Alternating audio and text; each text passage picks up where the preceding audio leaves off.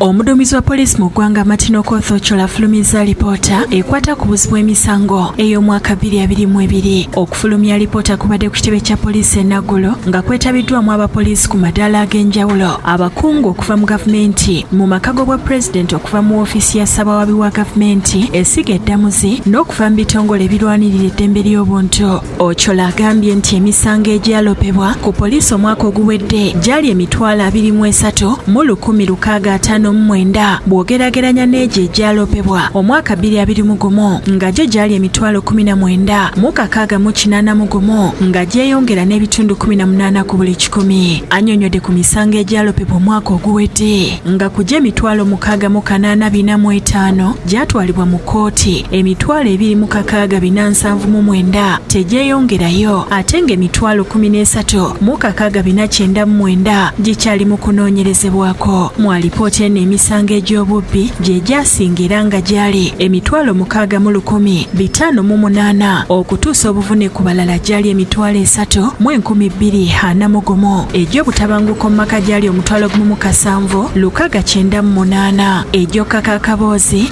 gyali omutwalo 1,493 okumenya amayumba gyali omutwalo 1,326 emisango egyekuusa ku baana gyali omutwalo 1,389 egy'enguzi n'obulyake gyali omutwalo 1,322 okufuna ssente mu lukujjukujju gyali omutwalo 1,652 egy'obubbi bw'ebisolo gyali 375 okubba emmundu gyali 28 emmundu ezaasulibwa zaali 16 egy'ettaka gyali 561 n'obutojo 15. Ategeezezza nti okweyongera okuloopa emisango ku poliisi kyava ku nkolagana ennungi eteereddwawo wakati waayo n'omuntu wa bulijjo okwongera okubangula abasirikale n'okwongera okulongoosa embeera gye bakoleramu emirimu gyabwe.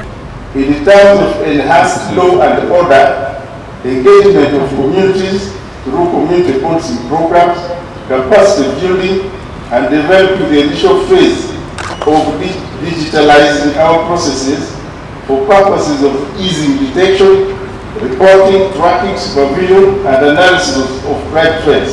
Agamba obumenyi bw'amateeka ku nguudo bweyongedde ebitundu 35 ku buli 100 ng'omwaka oguwedde poliisi yawandiisa emisango emitwalo 45,993 bw'ogerageranya n'emisango emitwalo 33,672 egyawandiikibwa mu 2021. Akulira okunoonyereza mu poliisi Major Tom Magambo agambye nti emisango egy'okusobya ku baana gyakendedde bw'ogerageranya n'omwaka 2021 nga bano baali omutwalo 1,653 songa omwaka oguwedde baali 896. I want to commend you. The statistics actually show a reduction of cases of defilement that we are reported to negative 38%. Ayongeddeko nti n'emmundu ezabbibwa omwaka oguwedde zaali 38 n'amasasi 75 nga ku zina 30 zaazuulibwa n'amasasi 545.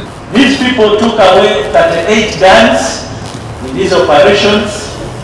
But the good news is that the Uganda police, working with other sister security agencies, we were able to recover 30 of those guns. Ebitundu ebyasinze okubaamu obuzzi bw'emisango kuliko North Kyoga n'eddirirwa Kampala Metropolitan North ne Kampala Metropolitan South. Ebitundu ebyasinze okubaamu emisango emitono kuliko awali ekitebe kya CID ekibuli Kidepo ne Rwenzori East. Mutebi Sulaiman yakusakidde eggulire lino.